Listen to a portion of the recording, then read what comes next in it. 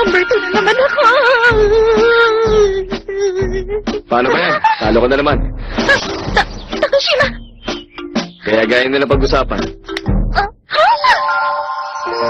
magiging akin ka sa loob ng isang araw.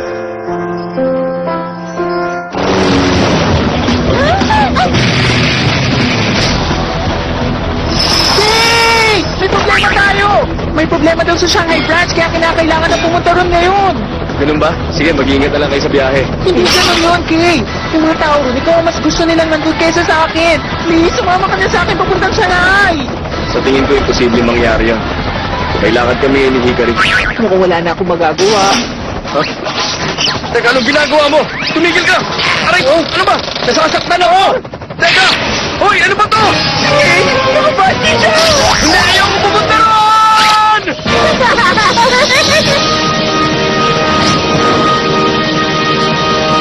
Teka, ano ba yun? Babay, pero akala ko ba?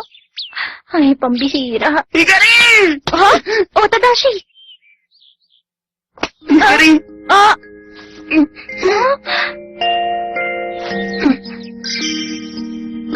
Please, pumayag ka maging girlfriend ko, Hikari! Ah?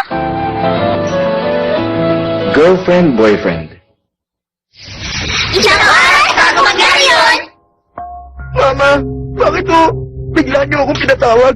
Naka-fifth place naman ho ako sa binigay na proficiency exam. Tadashi, may marriage interview ka. Ha? Imimit mo ang mapapangasawa mo. Marriage interview? Ha? Ano ho yun? Nag-iisang anak siya ng may-ari ng isang ospital. Nakaset na ang date mo. Sunday next week, sa Ha? Akasaka. Teka, sandali lang ho, Mama. Bakit? Ma, kasi ho, ano ho kasi? Okay lang, may mapa siya. Alam mo yung restaurant doon, kaya hindi mo pwedeng idahilan na naligaw ka kaya hindi ka nakapunta. At para sa isusot mo naman, kailangang naka-formal ka. At kapag hindi mo ako sinunod, magba-bungee jump ka. Ano? Bungee jump? Sandali, may sasabihin ako.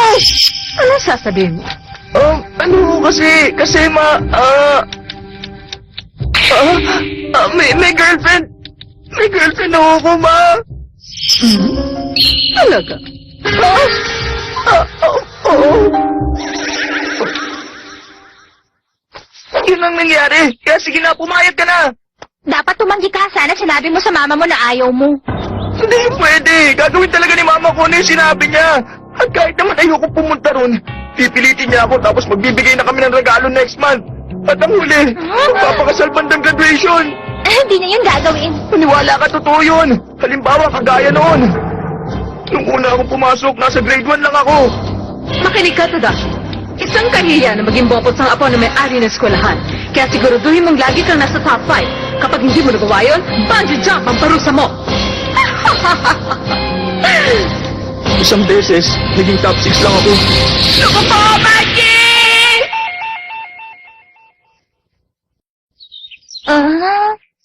Totoo yun, ganong klase ng tao, Mama ko. Pakiusap, Hikari. Sige na, kahit bukas na magpanggap ng girlfriend ko at magpakita ka sa kanya. Kahit alam kong masamang sinungaling. Pero sige, gagawin ko na! Talaga? Salamat!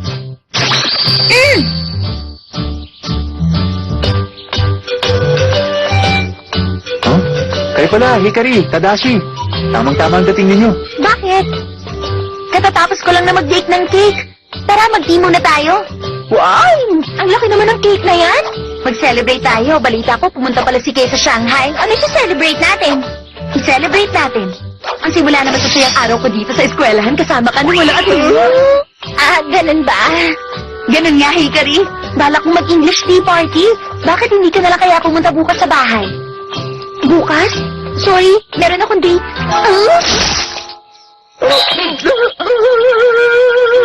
Masama ba nasabi ko? Hindi, wala yun. Ay! Lakas naman ng loob ng lalaking yun na yayaing mag-date si Hikari. Wala namang halaga sa kanya ang buhay niya.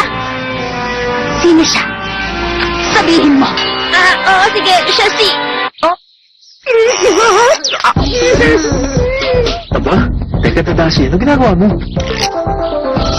Alam ko na, Ninja. Si ano?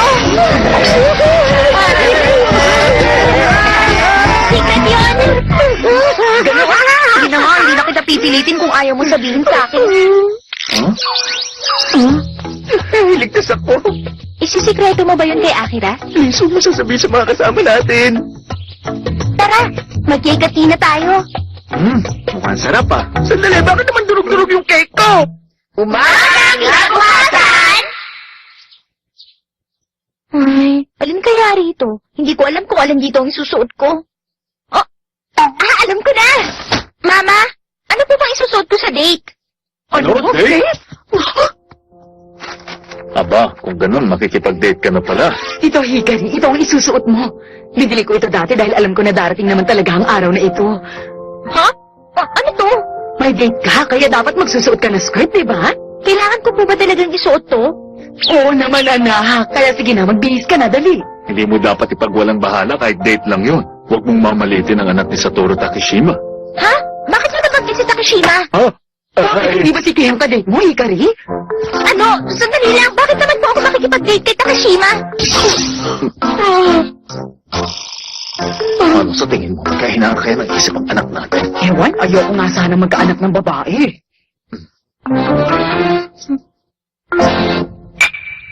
Tadashi, marami akong gagawin ngayon sa opisina, kaya gagabihin ako ron. Pwede mo siyang isama sa opisina mamaya. Oo. Pero pag hindi mo siya naisama, pupunta ka sa marriage interview. Sa pamamagitan ng bungee jumping. Ang goal ngayon, dapat hindi kami magkamali ng kilo sa harap ni Mama. Di bale, malulustuan ko rin to. Hindi ko ma-imagine na mag-aasawa na ako. Tadashi!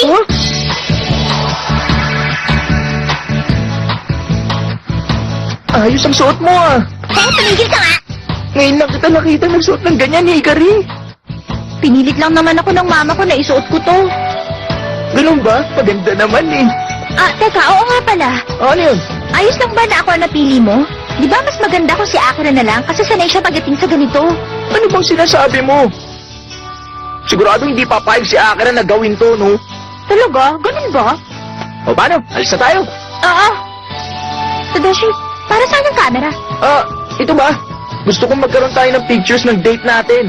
Mas maniniwala kasi si Mama kapag nakita niya ang kuha natin kaysa kung ikukwento ko lang sa kanya. Ganun pala. Tama! Gusto mo ba magpakuha na tayo ngayon? Oo! Pwedeng kunan nyo kami? Hikari, ang kamay mo! Kamay? Dapat magka-holding hands tayong dalawa, di ba? Sige. Hindi pa parang mali ito. Hindi, ayos lang yun. Ganun naman talaga yun. Oo nga.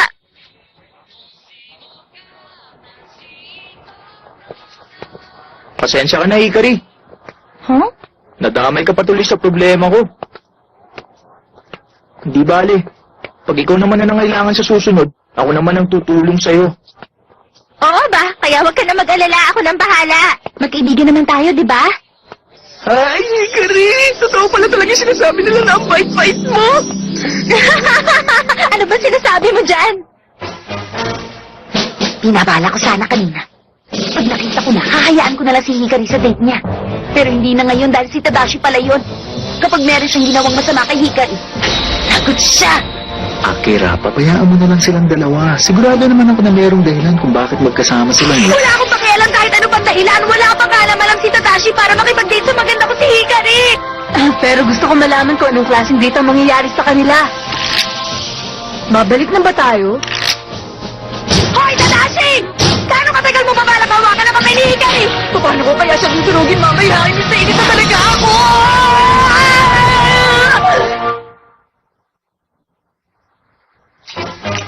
Hindi ako makapaniwalang siya lang ang umiinom ng tsaa kasama si Hikari. Teka, Akira, ba't ba ganito ang suit natin? Oo nga, nakakahiya eh. Nakakainis talaga. Tingin ko, mukhang seryoso ka nga, Akira. Ang kapal ng mukha mo, Tadashi! Huwag mo ilapit ang mukha mo kay Hikari! Buti pa, obserbahan natin yung iba nagde-date. Dapat alam natin ang kilos nila bago tayo pumunta kay Mama. Naiintindihan ko. Ayoko nga, nakakaya dito eh. Hindi, ayos lang yun. Sige na nga, Yuki ko. Pero wag naman sulagan na ito, nakakaya naman. Yuki, ayos lang. Huwag mong pansinin nila sa paligid. Pumayag ka na lang. Ano? Sige na. Ano pa ba magagawa ko? Napakapili mo talaga. Hindi naman natin pwedeng gawin yung ginagawa nila eh. Hindi. Dapat may lakas na loob. Isipin natin kaya natin at mangyayari yun. Pero ang kaso lang, Ayaw mong pumunta ron, di ba? oo. Kaya dapat maging matapang ka. Oo nga, tama ka. Isa, dalawa. Teka, huwag naman dito, Tadashi. Ayos lang, huwag ka na mag-alala, honey. Naku, ano ba yun? Sige, naman sarili mo. Hahawa ka naman ako na bibili ka rin. Pag-imulat mo yung mga aking galit sa akin. Miss, pwede ba mag-ingat ka naman sa pagkilos mo? Oo nga, miss. Bigla na lang kasing lumilipad papunta rito yung menu nyo. Ay, oo. Sorry, mag-iingat na ako. Imposible, hindi nila tayo nakilala. Mabuti na lang malabo yung halay mata nila. Ay, grabe, sakit pa rin nung tinamaan sa akin ah. Napaka-clumsy naman kasi ng waitress na yun. Tama ka. Susundan natin sila. Itutuloy mo pa rin ba? Oo, syempre naman. Teka, paano na yun ngayon? Ang alin? Itutuloy pa ba natin? Di na, wag na lang. Hindi pwede sa atin yung ginawa nila. Oo nga, tama ka. Puti pa, ituloy na lang natin ang date sa sarili natin paraan, okay? Sige. Tadashi, ano gagawin natin? Ha? Alam ko na, bumili tayo ng jeans! Ah? Ha?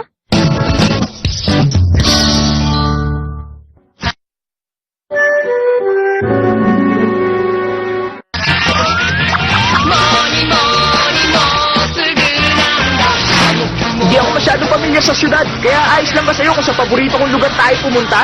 Out of town ba yon? Sige, mas komportable nga rin ako sa ganon. Ayos! Hoy, Tadashi! Huwag kang ganyan! Huwag kang ang gumamit ng gusto kay Hikari! Kahit paano na pinansi, Hikari talaga nakakapagpapit sa akin! Ayos! Nandito na tayo! Oo nga! Magaling pumili si Tadashi ng magandang lugar para sa date. At nga pala narito tayong apat sa pwesto na to. Dito kasi ang pinakamagandang lugar para maghanap. Nasa na? Bakit hindi ko na nakikita si Hikari? Honey, tignan mo to. Oh. Ang ganda, pink ang kulay niya. Ako rin, meron ako nakita rito na mas malaki. Oh, ang galing naman. Ito, para sa ito, Kumi. Talaga? Para sa akin yan? Maraming salamat, honey. Honey! Tadashi, tignan mo, pink na shell! Ito, tingnan mo, kung sila nakuha ko! Ano? Teka, maghahanap pa ako. Aha, ito ba, Hikari? Swimming crab, oh! Pero mas malaki naman itong nakuha ko. Oh, beach crab ito! Ha? May sea urchin! Ayos, kakainin ba natin to? Oh! Aba, masarap ah! Hindi ba masarap din ang isang to? Oo, kain na tayo! Salamat dito sa pagkain! Ano ba yung ginagawa nila?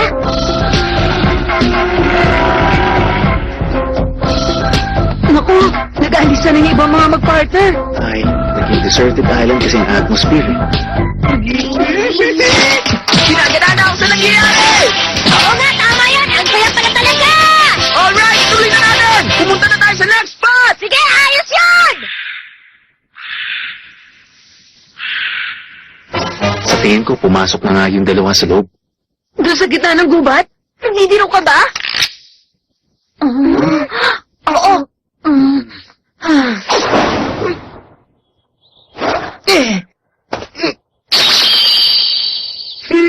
Wow, ang galing mo naman, Tadashi. Peace! Siya nga pala, palagi ka bang pumupunta sa lugar na to? Yung pagpunta sa lugar na wala man lang mga babalagayan nito, nakakapagpa-excite sa akin. Gusto ko malaman kung ano bang meron dito. Kaya naman pala pag-alagala ka. Tama. Lalo na sa lugar na to, palagi may nagbabago tuwing pumupunta ako. Gaya nung bigla na lang nagkakaroon ng kumuloy.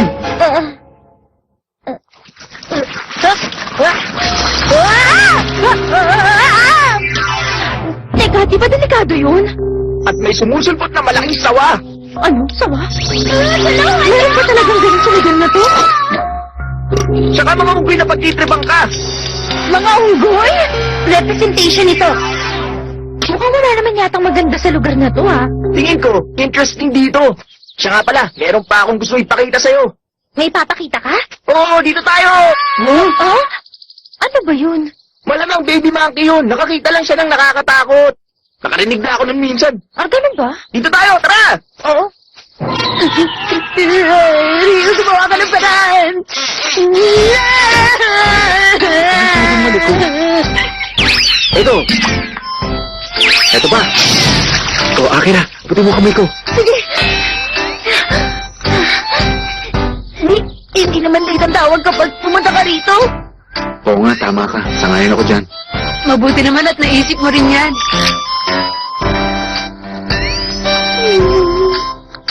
Paano? Tara, umuwi na tayo. Oo. Dito na, Hikari! Okay. Wow! Meron palang ganitong lawa sa lugar na to. Ang ganda naman. Ang saya ko. Nung una ko madiscover ang lugar na ito, 10 taon na rin ang nakakaraan. Huh? 10 taon? Ang ibig mo sabihin, grade 1 ka pala nung una kang pumunta rito? Kindergarten lang ako nung una ako nakapasok dito sa gubat. Talaga palang mahilig kang maglakbay, Tadashi. Siya nga pala. Ano yun? Ayos lang ba sa isang date ang ganito? Bakit naman hindi? Ang saya nga eh. Tama, magpa-picture tayo. Sige, pero walang kukuha sa atin eh. Gamitan mo na lang ng timer. Ano yun? Yaan mo na, tumayo ka na lang dyan. Oo.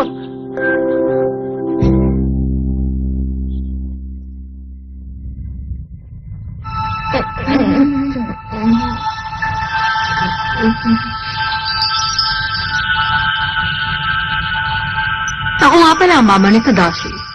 Tapos si Sumire Karen. Ako naman si Hikari Hanazono. Tadashi, siya ba ang sinasabi mong girlfriend mo? Tama, siya nga. Ang saya pala ng date naming dalawa kanina. Totoo yun.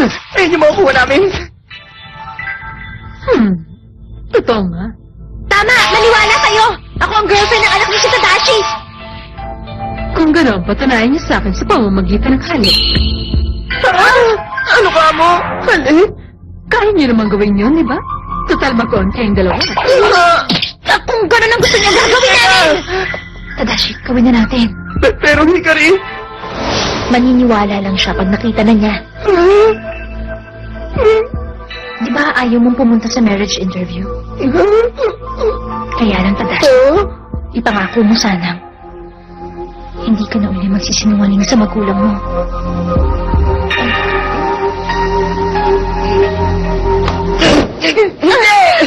Tadashi! kahit nagmamalasakit ka sa ibang tao, dapat gagawin mo lang yun sa taong mahal mo. Ma, patawarin niyo ako. Ang totoo, wala naman talaga akong girlfriend. Sa ngayon, wala pa akong kainteres na magkaroon ng ganon. Oo, alam ko yun. Ha? Alam ko yan dahil ako ang mama mo, hindi ba? Isa lang naman ang ginawa mong to sa bihira mong pagsisinungaling. Gusto ko lang kasi makita kung anong gagawin mo. Ay, nakakatuwa. Ano sabi niyo? Hindi ko na itutuloy yung marriage interview dahil napabilip mo ko. Isa pa, naiis kasi ako nung nabalitaan kung ipinagyayabang ng anak ng chairman ng Kokosan Academy ang tungkol doon. At saka ang gusto ko lang naman, pumunta ka rin sa marriage interview. Nabalitaan ko rin kung mampina sa kanila yung nag-ayos ng interview.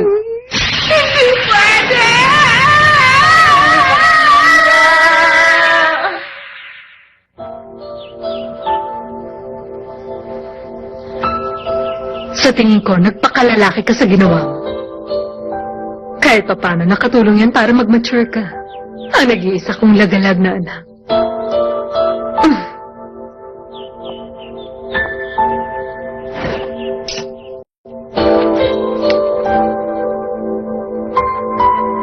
Ganun pa rin siya.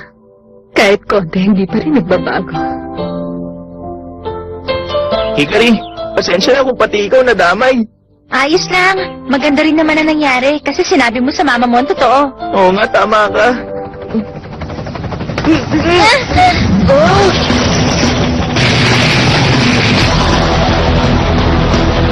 Ikaw pala, Takishino! Natapos na ba yung trabaho mo sa Shanghai? May natanggap akong tawag galing kay Yahiro. Nabalitaan ko na nakipag-date ka raw ngayon kay Tadashi. Ha? Teka, paano yung nalaman ni Yahiro? Ano ba tenga meron siya? Hindi ko na talaga alam kung anong gagawin ko sa'yo. Ha? May kasunduan na tayo, hindi ba? Kapag natalo kita sa test, magiging akin ka sa loob ng isang araw.